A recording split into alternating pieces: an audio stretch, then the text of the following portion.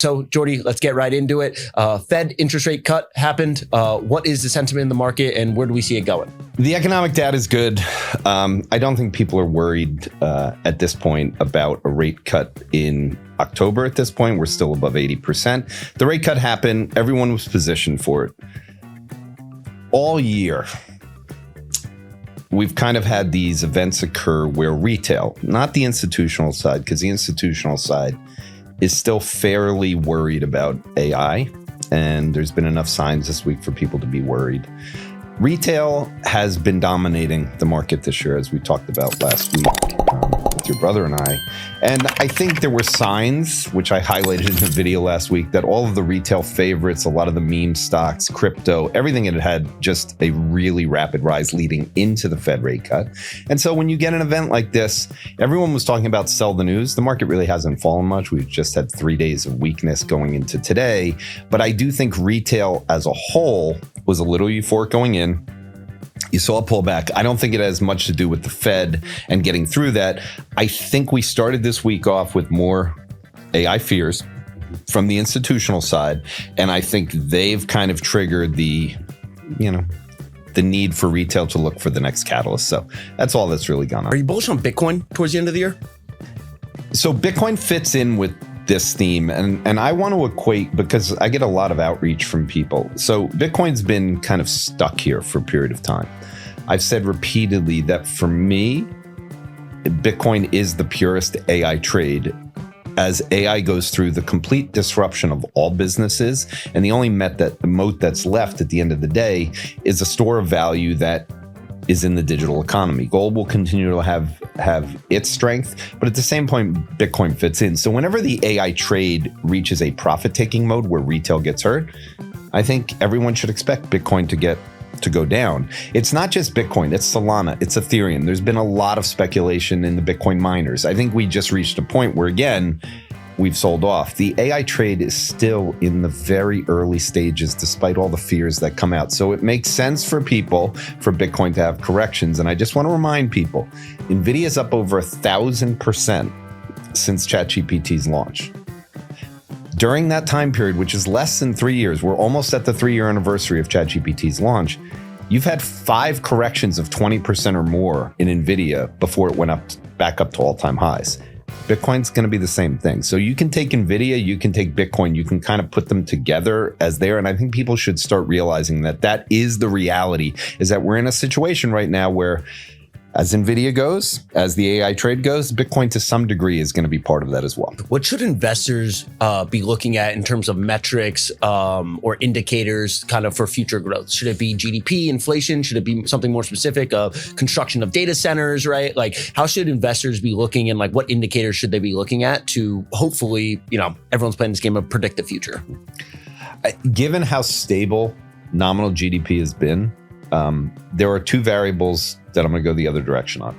So nominal GDP, again, has been 4.5% to 5% since we settled down after COVID. Until that changes, I don't think it matters. Now, wages are growing at the same level. Here's what I would focus on. Number one, if you start seeing oil break above $70, I think you need to start preparing for some risks that are happening, that the next recession risk could pop in, because again, inflation could go higher. Number 2, if the labor market does something I don't think it's going to do, if all of a sudden jobless claims start going higher, which has not happened yet, that means we're going from a hiring problem to a firing problem. If we start getting into a firing problem, that's a little bit different, and then you could start to see consumption fall off. I don't think either of those scenarios are likely. As much as I think AI is pressuring jobs and will, I want to make sure people realize I do not think in any way, shape, or form over the next 5 years, the amount of people working in the economy will change dramatically. So if we don't have immigration, the population, because we've got more people leaving the labor force than entering it every year right now, it's about 300,000.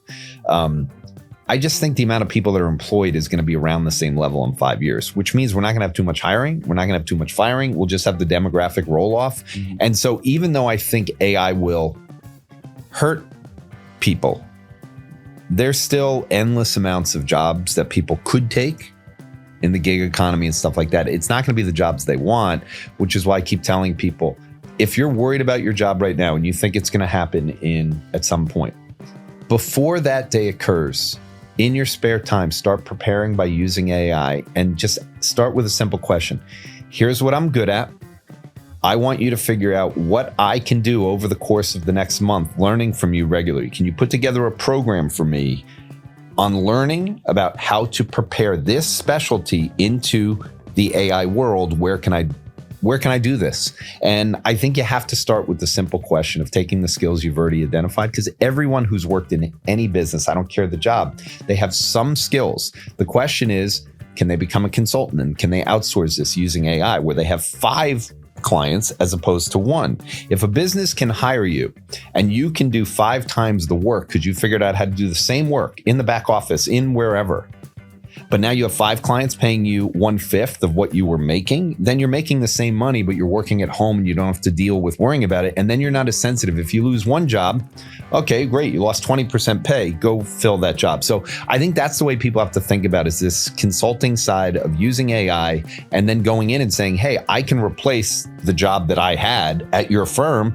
They got rid of me. I went off and did AI. It's a very good story, and it's much better, I think, for people to try that than to sit there and just wait for it to happen.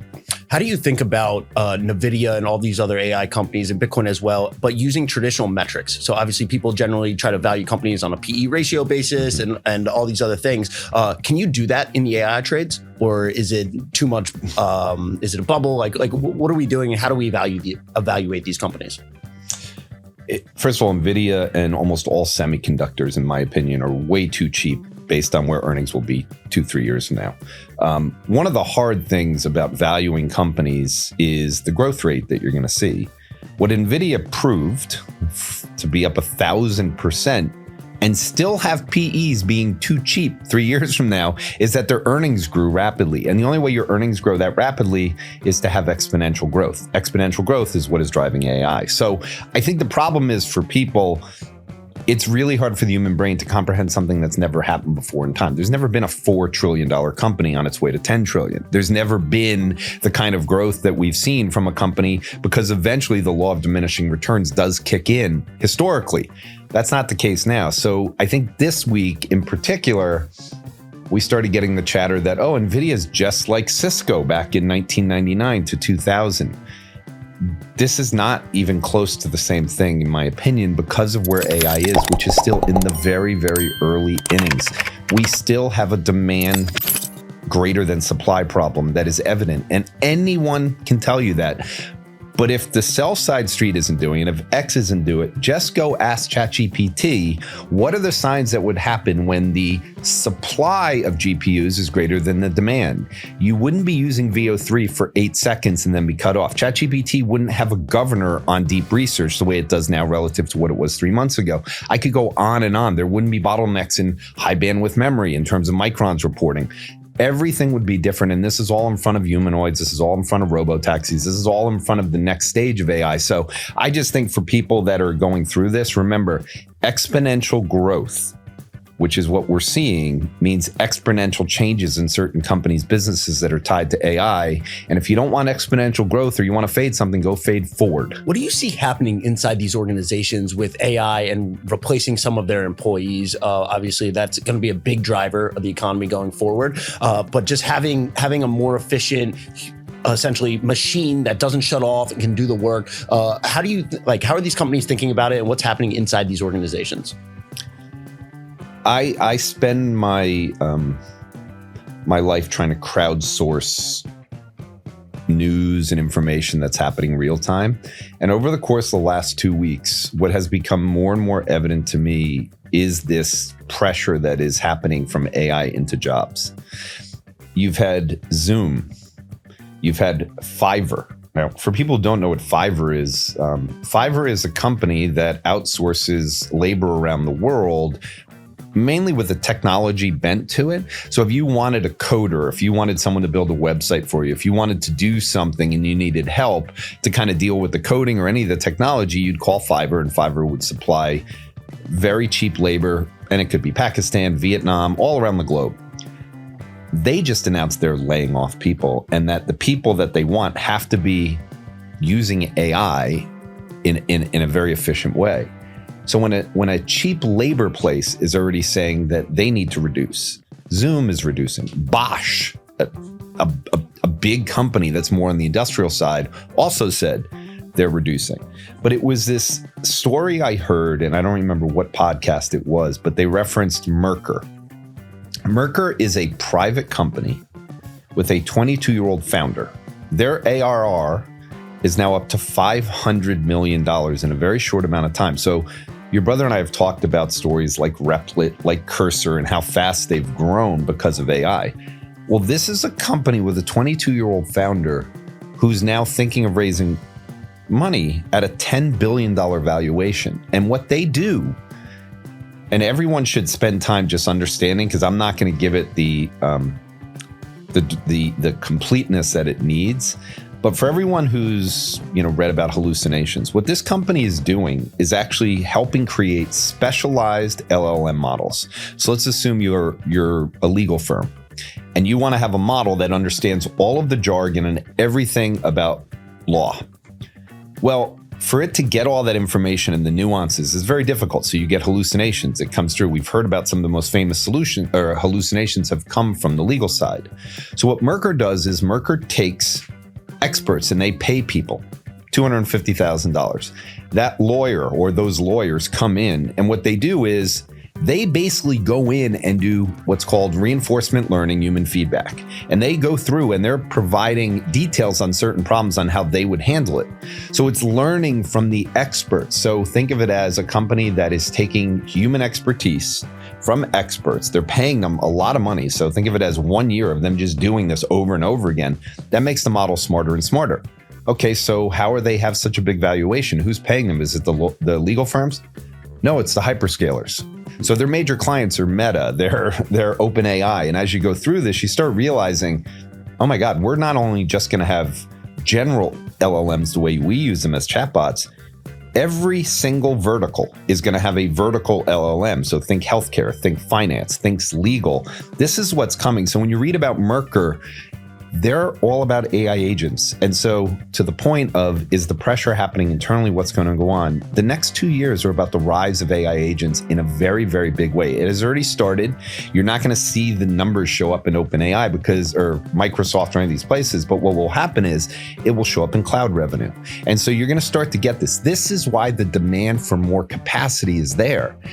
AI agents take more inference, they take more thinking, it needs more capacity. So at a time when we don't have enough capacity for video generation, the AI agents are coming on the back of it. And this is something that, again, the total compensation of the world is somewhere between $50 and $60 trillion of employees. The total economy of the world is about 100 trillion.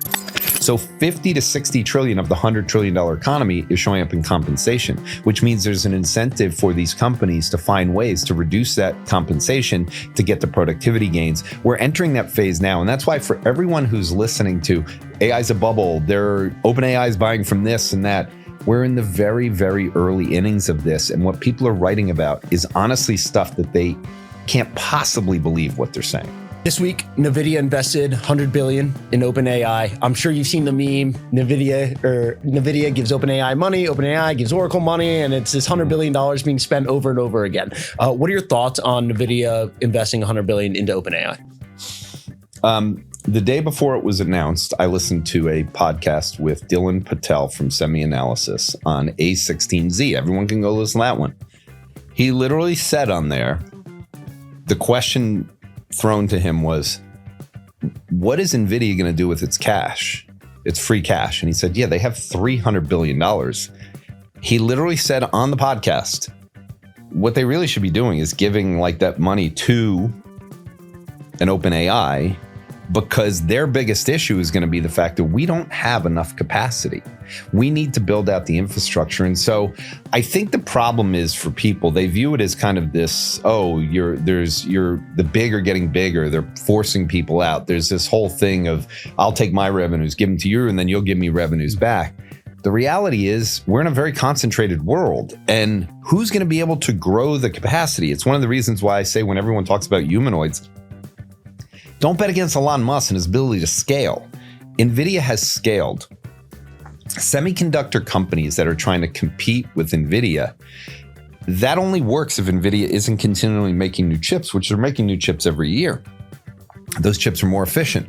He goes through that on the podcast. Now, again, there will always be times where these stocks fall. There'll always be times where people panic. But the reality is, just because they invested $100 billion in trying to make sure that OpenAI has the ability of growing out the capacity necessary with the power, electricity, and the compute to be able to buy the chips that fund it, I get what people are kind of looking at here. But again, there's nothing to compare this to, in my opinion.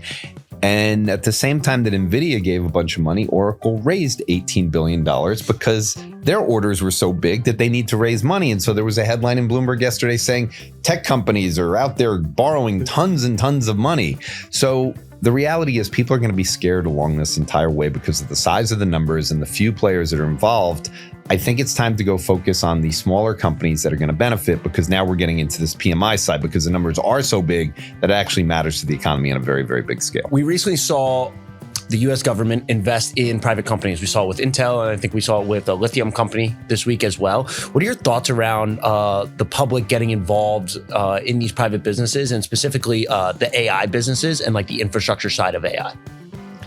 All right. Number one, as you're reading stories about AI bubble and how can this thing is going to end a certain way, the government has put money into MP Materials. That's a rare earth company. We don't have enough rare earth. We need rare earth and AI for. We need rare earth for AI. We need AI for the military and for everything going on in our race against China. So that's the first thing that says maybe there's not an AI bubble, because the government's out there who has all of the AI people coming in saying we need to build our own rare earth processing side here. Number two, they make a big investment in Intel. Okay, we've got a problem here where Taiwan Semi controls most of the world's semiconductors, and in particular the ones that we need. As a fab, we need to have fabs built here. Well, first we'll try to get Taiwan Semi to build one here. Great. But now we can't let Intel go under because that's our one big fab company here. So let's get Nvidia to invest in there. Let's get the government. So number two, the compute. So rare earth compute. And then with lithium, it's very simple. We need batteries for all military devices, all edge devices. So when I mentioned NPUs need batteries, meaning neural processing units, the brain with inside machines, the brains with inside any kind of hardware that we're going to use, whether it's a phone or whether it's a computer or a drone or a humanoid or a car. We need to have battery technology in there as well. So by them making an investment there, think about where it is as opposed to going through this. Is there really an AI bubble, or is this the early innings when the government is going, we need more compute, we'll go into Intel. We need rare earths, we'll go into MP Materials. And we need more battery technology. And I mentioned last week, China just made a huge investment in more battery technology. And as I said earlier, they spent $1 trillion. So Microsoft, Oracle, all these companies are the ones spending money on nuclear plants and all this stuff. In China, they don't do that. They just go, here, guys, here's $1 trillion. We need tons of solar. We need tons of batteries. The US government is starting to do things that, again, are nudging the private sector to put more investment in by sending a signal that we need more of this. So for investors out there, retail traders that are looking, again, we're going to be in a little bit of a mode here where people are worried about AI because of what happened this week. The reality is the government's sending the same signal that Jensen Huang is, which is we don't have enough capacity. We're in a race for national security. This is a global thing. It's not just us. It's every country in the world that wants us to race on this. They're going to help fund this. We need to get moving on it. What models and tools are you using now to evaluate everything that's going on? Obviously, you mentioned ChatGPT and Perplexity and some of the other tools. Are there specific ones that you like or that you are using that maybe you think are a little bit under the radar and not as many people are taking advantage of them? I wouldn't say under the radar. Here's what I would say. You mentioned Perplexity. You mentioned ChatGPT. I also use Claude. I also use Grok. I also use Gemini. Grok is more specific for me at this point on sentiment and kind of the ex-posts when I'm looking at stocks. But I think since a lot of the people that are watching this have taken control of their finances, I will just give an example that I kind of already referenced here. If everyone takes the time to listen to the BG2 podcast, it's 1 hour and 40 minutes. Before you listen to it, go into ChatGPT, go to YouTube, go to the video. So if you type in BG2 pod, it'll come up, and then click on the one with Jensen Huang. In the upper right-hand corner, there'll be a transcript button. If not, just go into the more category below, find the transcript. Normally for these videos, there's a button you press. Looks like ChatGPT. And when you press it, it takes the transcript and puts it into ChatGPT. So if you do that, it will summarize it for you. Once you've summarized it, go listen. The reason I want you to summarize it first is I want you to have it in a chat context window. Go for a walk, listen to the entire podcast, or listen to it while you're still on your computer. When you get to a point that you don't understand something he said, pause it, go into the chat window, and then in that context window, type in, he mentioned, and I can't remember, I'm not going to come up with something right now, but he mentioned XYZ. Mm-hmm. Can you give me details on that, please? Once it starts to give up details, your job is now to go into a rabbit hole to learn more and more about it. And eventually you get through asking questions to it, just like you were with a professor. Mm-hmm. But at the very end, what I want you to do is go, okay, give me a list of 5 companies that should benefit from this other than Nvidia. When those 5 companies show up in your chat context window, go to Perplexity and then go into Perplexity, which is the one I use to look for earnings commentary, and say, in the most recent earnings commentary, did this company mention AI demand and how they're benefiting from it? If it was something related to assisted driving or edge computing, ask it, did they mention in their earnings call that they're already seeing demand from edge computing? Mention Oracle had huge capacity issues. Does this company benefit in there? Once you've done that, then you can ask it, okay, how's the stock been trading? Is this a PI sensitive name? You start building out a theme on that the same way a sell-side analyst would. Now you have an idea that you can monitor and you can make your own decision on. This is the way that I find trading ideas. I take a theme from a podcast that maybe I haven't heard before, something that Jensen said is coming now. I go cross-reference it with a bunch of different places. I go, look, one other example, just so people have something they can do at home. Teradyne is a stock that I've heard of, never really got involved with them ever. I was going through the semiconductor index this week, and I went into Perplexity and say, hey, give me a semiconductor that had a big jump this week. I like to find names that are up in a week that the market's down. Google recently invested $3 billion in Cipher mining. What's your reaction to that? Well, this continues the path that we've seen. I mean, I think, let me put it this way. If we take the merging between AI and Bitcoin mining, this has been a big year for it. First of all, the whole CoreWeave thing, when it came out, kind of got a little bit of enthusiasm. It was followed up by Circle in terms of the stablecoin side. But I think over the course of the last 6 weeks, we finally got the traditional finance people looking at the relationship between all electricity, all power, and kind of where the Bitcoin miners fit into this and this linkage between this. I do want to say this again and again and again.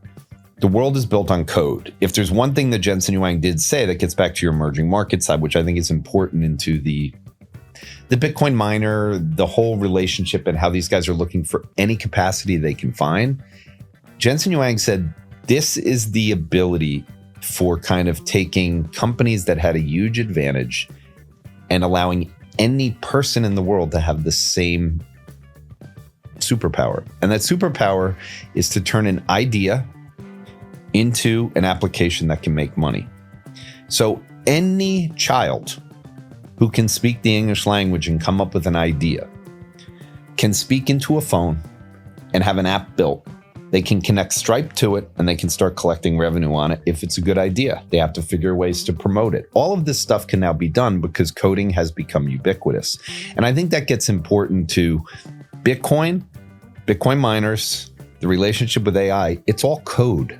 At the end of the day, we're merging the digital economy, and this is the reason why I started to go with, there's the macro world, there's the AI world, which is basically dominating the macro world through GDP, through labor, through everything. And then you've got Bitcoin over here, which is the eventuality. And the eventuality is AI is going to disrupt everything in the traditional finance world slowly, but continuously. Is there anyone who doesn't believe, forget the views on Elon Musk, is there anyone who believes that a car company like Ford, GM, or any of them can compete with Tesla if their full self-driving works, the scale that he's built, the fact that he already has massive battery production, he's got humanoids behind it. Think about what he's been able to create, and he has his own LLM in terms of XAI. How can a car company compete with that in the event that he makes the inevitable progress? So if you think about an old traditional Ford, which is really the beginning of the Industrial Revolution in many ways, compared to where we are in AI, and take Tesla and view it, and I said this on my most recent video, it is not a car company. It is an AI company. And if people don't see that disruption that happens from Elon Musk and his vision that he put out 20 years ago in terms of what it meant to sell the first car, the Roadster, then turn it into more affordable cars, have those cars be collecting data with the eyeballs or the cameras, get those cameras into the AI thing. He built XAI in 2 years. I just think we're in a world where when people get through it, they realize Bitcoin is a moat where people believe in it as investment. And the more that AI is accelerating, eventually it will cannibalize the entire kind of fiat system, of which the mags haven't a part of the fiat system. GDP for Q2 was revised to 3.8%. That's obviously much higher than the expected 3.3%. Are we going to continue to see this economic boom? Obviously, you seem very bullish on the AI. And then do the expectations get revised moving forward to kind of match what is now expected given AI's advancement? All right, so first of all, before people get all, and if your brother is here, he'd be doing this too, so I got to kind of woe things back a little bit.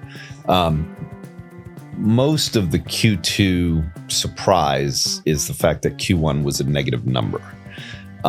So the tariffs had a lot of front loading of imports and then no imports needed after. So you end up with a situation where if you have a ton of imports as a country and no exports, your GDP goes down. Then in the second quarter, when you don't import anything, okay, great. So now you've exported a ton. And so trade ends up being this back and forth. If you take the first 2 quarters, we're under 2% for the first half of the year. Not a great number. Don't care. Consumption is still 70% of the economy. We don't have labor growth right now. So we do have 4.5% still, or 4 to 4.5% wage growth, which is great. We have extreme high net worth across the US in terms of the net worth of people's assets. So the spending will be fine.